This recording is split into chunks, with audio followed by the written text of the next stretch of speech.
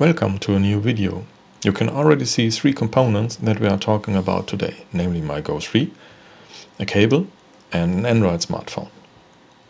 And this immediately raises the question of whether you can connect a Go3 to an Android smartphone using a cable and then access the data stored on the Go3.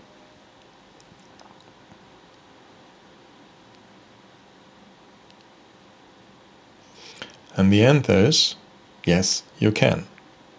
Because if you are just paying attention, you see the camera is in UDisc mode and the app recognizes the camera as a quick reader and I'm not connected to the camera via Wi-Fi. But as you can see, the album is filling up and I can access the files accordingly, edit them, include them in a story or even copy them. What needs to be considered is what this video is about today. And now that I've connected the camera to the app, let me point out two important limitations right away. First, you cannot actively control recording in this connection scenario. You can't monitor them, you can't set recording parameters, recording simply doesn't work. Secondly, you cannot view the current status of the firmware running on the camera, just as you cannot view the current status of the battery. You can't update the firmware via the app either. This connection is really only useful for accessing the files and copy them to the smartphone, for example to the app. You don't necessarily have to do this with the app, because since the camera is now integrated as an external storage device, you can also have the option with Android, you can see it again here, USB storage device, with the normal file manager on the storage area of the camera and copy the files accordingly. However, this is only worthwhile for standard video recordings. Personally, I still use the app because then I have the story editor and I don't have to copy it to the other directory. That way you are on the safe side. The third thing to watch out for is, if you want to end the connection now, please don't just unblock the cable. Exit the app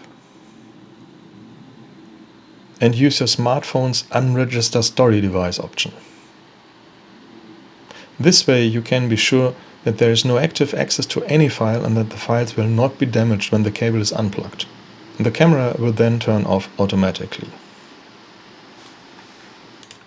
So now we come to the very trivial question, what do we need to access the Go3 with our mobile phone and not use a Wi-Fi connection? Clearly, the cable just shown. However, this cable is a special cable.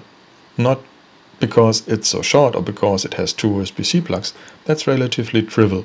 No, it is also a USB 2.0 compatible cable and you need to be aware of that. The cable you want to use, both to connect the Go3 to the smartphone or to the PC, must be an USB 2.0 cable.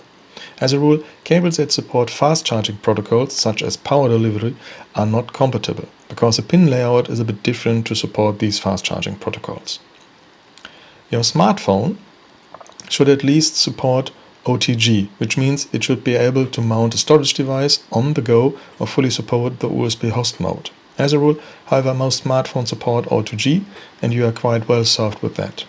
With the Go3, it is important to pay attention to a certain operating status before connecting it. And now, when I turn it on, look closely at the display. Look at the top right corner where you can see the status icon.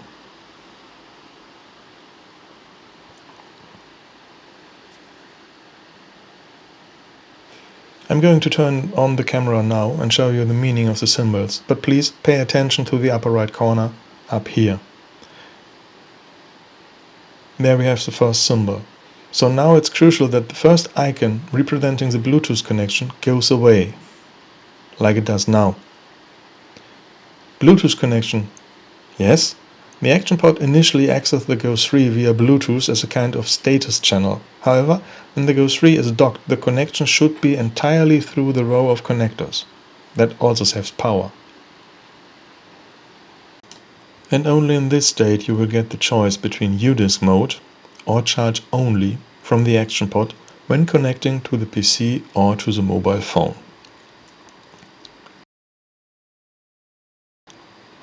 So if you ever have trouble connecting the Go3 to the PC with the cable and it still blinks but the UDisc mode doesn't come up here, then the most likely reason is that the action pod doesn't have a proper physical connection to the Go3. Then you should clean the contacts on the back, because it can still show that the Go3 is charging and that it is switched on, but then not all contacts are fully connected. In this state now, it should be no problem to connect the camera to the phone. Now you see the Bluetooth icon is coming back, but it should disappear immediately, because otherwise I now have the demonstration effect.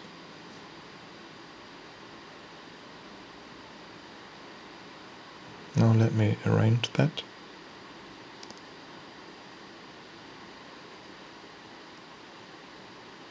Plug it in. My phone recognizes that something is being connected, and Android recognizes that the device is connected, that I can supply with power, but here the Bluetooth is active, and accordingly I see no UDISC mode request coming up. So what can I do there? First, disconnect the connection again, and I can shake the Go3 a bit, but usually I take it out for a moment, rub the context, put it back in and try to connect the cable with as little vibration and motion as possible.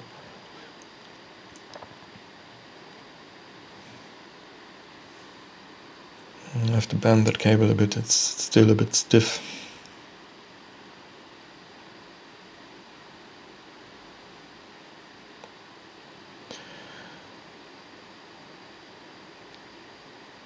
So if the icon has now disappeared and I connect the camera, then the UDISC mode comes up. See? And my phone tells me it's found the storage device, it's connected it, and I can start the app and access my videos.